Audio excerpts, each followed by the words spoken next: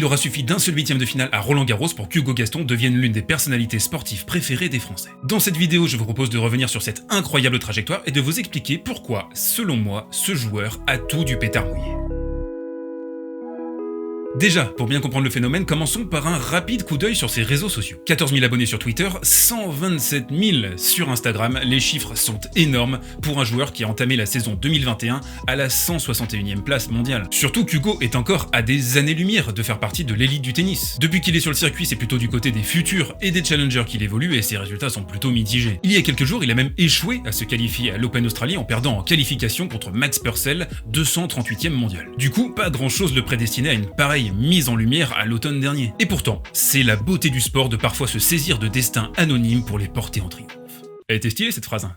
T'as kiffé, hein. Le 2 octobre 2020, en fin de journée, Gaston fait tomber Stanislas Wawrinka lors d'une victoire de prestige bouclée par un 6-0 au 5e. On croit que son tournoi est terminé, mais que nenni. 2 jours plus tard, c'est Thiem qui se heurte à son incroyable résistance en prime time qui plus est. Mené 2-7-0, il est à 2 doigts de renverser le match avant de finalement caler dans le 5e. Pour bien comprendre le phénomène, un seul chiffre. 5 millions de téléspectateurs, c'est tout simplement un record sur ces 5 dernières années à Roland-Garros en termes d'audience. C'est très logiquement que ces deux énormes performances ont scellé la place de Gaston dans le cœur des Français, et encore mieux que ça, dans le cœur du grand public. Et ça, très peu de joueurs ont réussi à le faire en France, même sur de courtes périodes. Que Gaston soit sorti de son chapeau pour réussir à faire ce que des joueurs 1000 fois plus établis n'ont jamais réussi à faire, c'est juste un truc de dingue. J'imagine aussi qu'on peut faire un parallèle entre cette année de pandémie et le besoin naturel du public de s'évader, et Gaston leur a offert précisément cela, une bouffée d'air frais avant le reconfinement. En plus, vous pouvez vous retourner le cerveau dans tous les sens, il n'y a que Roland-Garros pour permettre une telle ascension. Vous comme moi, on aura bouffé du Gaston à toutes les sauces les jours suivant son élimination, les plateaux télé, les radios, les magazines. Tiens, on regarde son entrée sur le plateau de Quotidien. Le petit génie, le Picasso, une vraie mobilette. C'est ce que Henri Lecomte dit de lui, un jeune Français de 20 ans.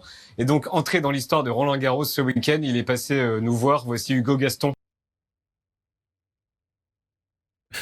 Le petit génie, le Picasso, une vraie mobilette, rien que ça. Par la suite, les sollicitations ont afflué et très logiquement, Hugo Gaston s'est fait absorber par la machine marketing. Le truc, c'est que je suis sûr que même si vous êtes cynique, même si vous regardez de haut ces tenniks qui ne s'intéressent qu'au tennis pendant 15 jours à Roland-Garros, je suis certain que vous avez vibré devant la performance de Gaston. C'était juste impossible de passer à côté de ce qu'il a réalisé, et même moi, j'ai été particulièrement touché par ce qu'il a fait. Oui, même moi et mon cœur de pierre. J'explique ce phénomène pour deux raisons. La première, c'est que la France a un amour immodéré pour les outsiders et les perdants magnifiques, comme Poulidor par exemple. Le panache, le style, le French flair, il y a un amour du beau en France. C'est d'ailleurs ce que Gilles Simon disait en substance dans son livre. Il y a aussi ce mythe du petit pousset, David contre Goliath, et je dirais même plus, l'histoire de France est bâtie sur ce contraste. La France niveau superficie, c'est pas un énorme pays, et pourtant elle a rayonné dans l'histoire grâce à ses esprits. Le siècle des Lumières au 18e par exemple, eh bien c'est en France qu'il a pris racine particulièrement. Tous les chercheurs, les écrivains, les scientifiques, la France a produit parmi les plus brillants esprits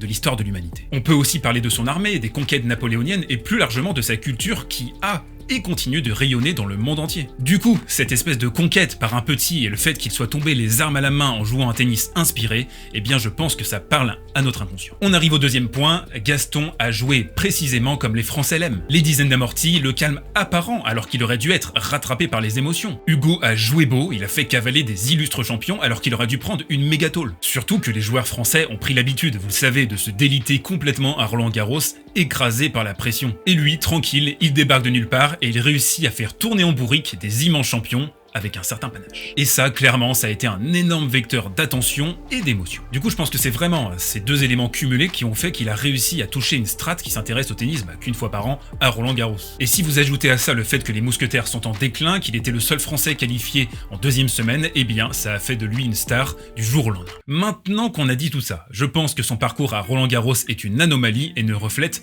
absolument pas son niveau. Et pour vous expliquer pourquoi c'est un pétard mouillé, on va commencer par son physique et sa technique. Déjà, on est sur un gabarit d'1m73 pour 68 kg. C'est à peine quelques petits centimètres de plus que Schwartzmann. C'est 10 cm de moins que Deminor qui est considéré comme un moustique. Et c'est surtout environ 20 cm de moins que les nouveaux profils qui arrivent sur le circuit. Les Tsitsipas, les Zverev, les Medvedev, les Auger-Aliassime et j'en passe. Juste avec ce paramètre, Gaston ne rentre pas dans le moule du top player classique. Alors ok, certains vont peut-être me dire en commentaire que le tennis n'est pas un sport réservé aux grands, mais ça aide quand même un peu. Si tu regardes bien sur ces 2 dernières décennies, très peu de profils profils comme Hugo Gaston ont intégré d'une manière durable le top 20. Il se compte sur les doigts d'une main en fait. Ensuite, si on décortique son jeu, son service n'est tout simplement pas au niveau du top 50 mondial, voire même du top 70. Il fait du pouce babal avec ce coup, c'est une simple mise en jeu et il a tout simplement aucune chance de performer sur surface rapide, voire même intermédiaire avec un coup pareil. Limite, le Nadal de 2003 servait mieux.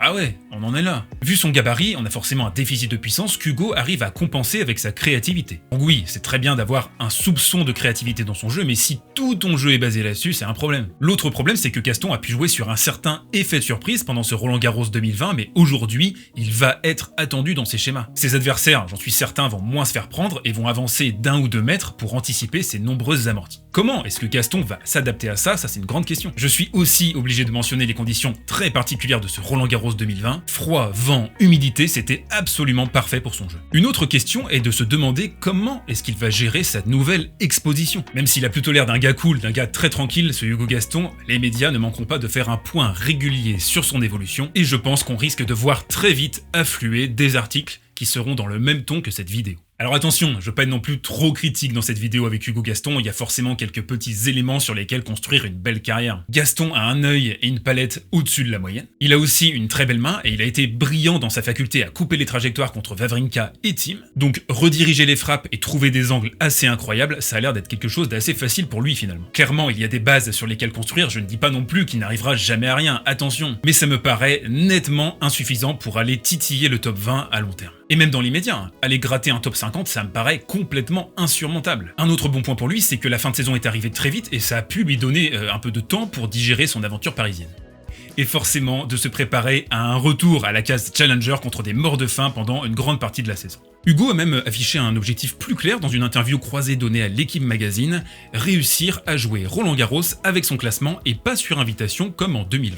J'entends parfaitement les arguments qui me diront « Monsieur Volé, laisse-lui un peu de temps, c'est un jeune joueur ». Qu'un petit gabarit comme ça peut mettre un peu de temps à trouver son style, à trouver sa voix et à performer au très haut niveau. Et je me répète, je veux pas paraître non plus trop sévère avec ce jeune joueur. Mais si on essaye un minimum d'être réaliste, si on s'appuie sur les éléments qu'on a en main à l'instant T, je pense que ce joueur est tout simplement incapable de s'installer parmi les meilleurs mondiaux au cours de sa carrière. Du coup, pour 2021, voici mes 3 prédictions. Je parie qu'il ne retrouvera aucune deuxième semaine en Grand Chelem cette année. Ça me paraît être un objectif beaucoup trop élevé, clairement. Et je pense même qu'il ne remportera aucun match en Grand Chelem en 2021. Vous pouvez le noter ça. Deuxième prédiction, je parie qu'il sera invité à Roland-Garros et que son classement ne sera pas suffisant pour intégrer directement le tableau final. Roland-Garros va arriver d'ici quelques mois, il faudrait qu'il double son total de points pour y parvenir. Ça me paraît impossible. Troisième prédiction, essayons de terminer sur une note un peu plus positive, je prédis qu'il va terminer l'année 2021 dans le top 100. Mais attention, pas beaucoup plus haut. À l'heure actuelle, il compte 385 points ATP, le centième est à 736 points. En sachant qu'une victoire en Challenger vaut entre 80 et 125 points et qu'il n'est jamais arrivé en finale dans cette catégorie,